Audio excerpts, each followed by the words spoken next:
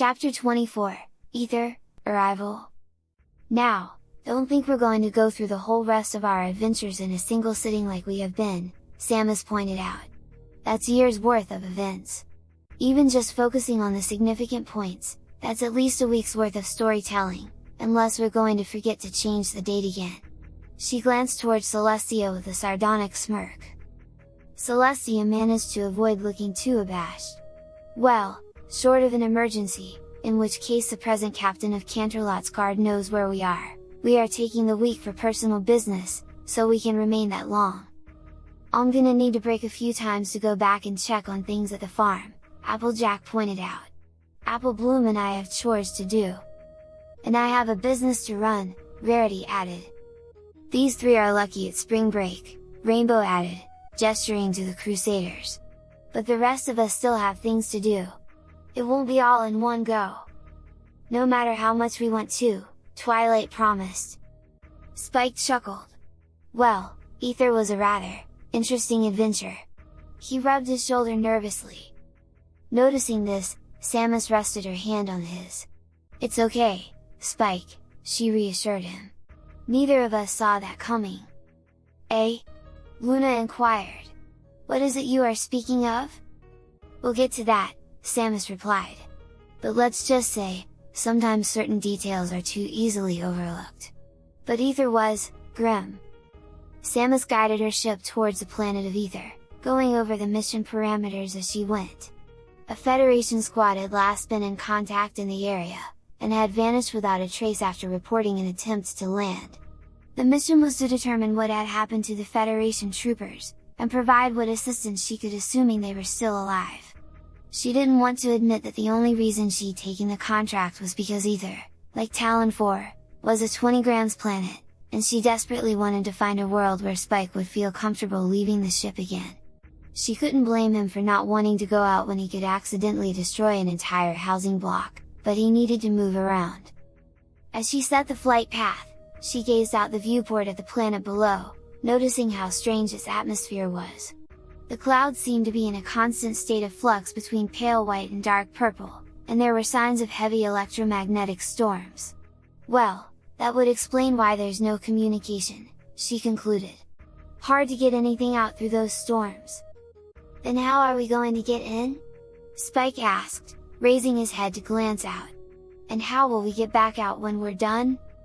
Samus smiled under her helmet, too relieved to hear Spike actually take interest in things again, to care about little things like personal danger and the possibility of being permanently trapped planetside. We'll figure that out once we're down there, she replied eagerly. Hang on! She then gunned the engine, driving the ship down into the atmosphere at speeds that were somewhat above safety limits. Samus paused as she noticed all the ponies staring at her. What? She asked. Ain't that kinda dangerous? Apple Bloom asked. Little bit, Samus replied. But I was just that desperate to cheer Spike up. With how disconsolate he'd been, I'd have flown loop-de-loops around a black hole if it put a smile back on his face. She stopped as she realized that less than half her audience seemed to know what she was talking about. At any rate, the storms did prove rather problematic, as the ship took a rather heavy discharge on the way down. Which, amongst other things, damaged the computer, causing you to lose the stored data on some of your upgrades, Spike pointed out. Leaving you without your beam weapons except power and charge, since you said you were going to select which to bring based on the environment we found. Which you pointed out to me when we first landed too, Samus pointed out. Did you really have to raise it again? Spike thought for a time. Yes I did. Samus shook her head with a groan. At any rate, I was left with my power beam, charged beam, morph ball bombs, power bombs, boost ball, space jump boots, and grapple beam. Pretty diverse arsenal, Twilight pointed out. For as long as it lasted, Spike muttered, chuckling as Pinky waved her sign at him again. At any rate, Samus continued, once we'd landed and taken stock, we moved out. We couldn't stay with the ship until the auto repair functions had made the cabin bearable, too much smoke and sparks, so we both continued onward, she chuckled. I admit, I was actually glad it prevented Spike from claiming he was going to stay back with the ship to protect it. I knew exploring a new world would help cheer him up." Her voice trailed off, and she sighed. Of course, that was before I realized how rough the first part of our mission would be. Luna shivered. "I take it the Federation troops didn't make it?" she asked. Samus sighed. "By the time we were called in, they were all already dead." As they explored the underground area they crashed into, Samus and Spike discovered a large door which required a translation program to interface with and unlock. As they lacked that program, they had to take a different path deeper underground, which led them to where the Federation troops had been based. Down below, they came to a few obstacles that were somewhat difficult for Spike to get around in the existing tunnels. However, he discovered that his sharp claws were ideal for digging, and the dirt walls were relatively soft and easy for him to dig through, letting him make his own paths to keep up with Samus.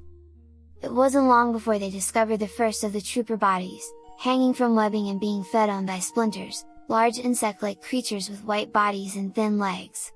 Samus was glad to see Spike back to himself, as he paid no attention to the bodies. They were apparently too long dead and too well preserved to disturb him, and snatched up a splinter for a taste. "A little too moist," he allowed. "Like underdone chicken. Don't think I like it." "Then don't eat them," Samus pointed out, continuing onward. As Samus found troopers whose datapacks were intact, she gathered more of the story.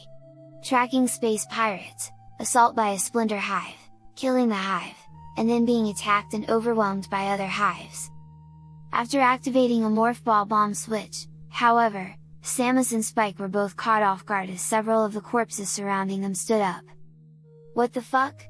Spike demanded in fear. "Mom, what's going on?" Samus quickly scanned the moving bodies.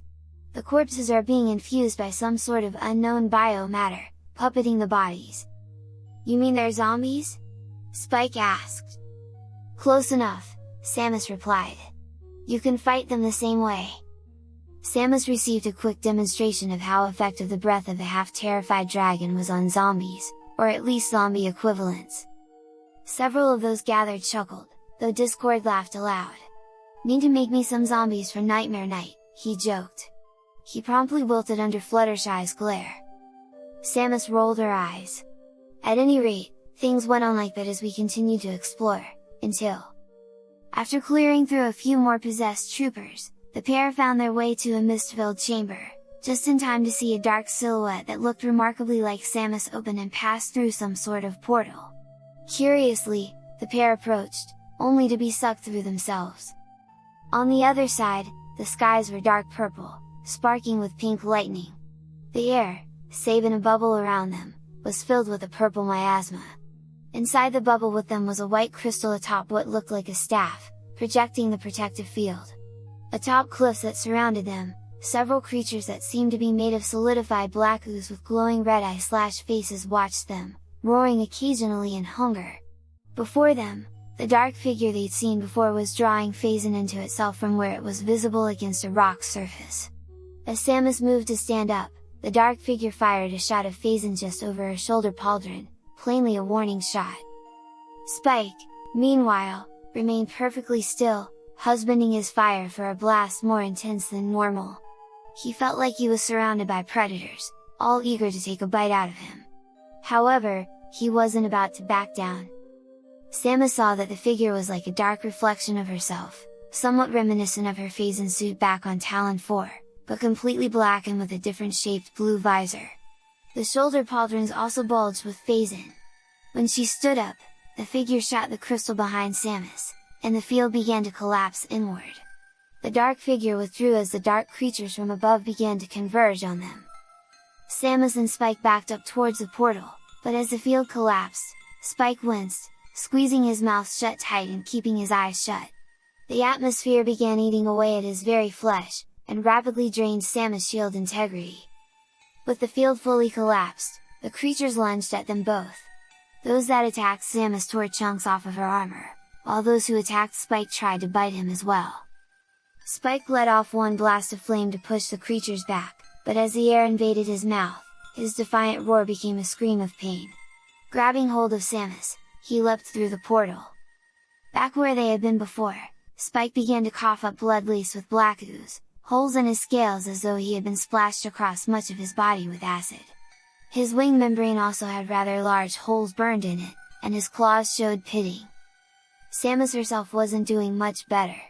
She'd lost a lot of shield energy in that brief moment, and the creatures had managed to strip her of her grapple beam, her boost ball, her power bombs, her regular bombs, her space jump thrusters, and her missile launcher. Staggering to her feet, she made her way to Spike to check on him. Once he caught his breath, Spike expressed both their opinions on the situation. "The fuck was that?"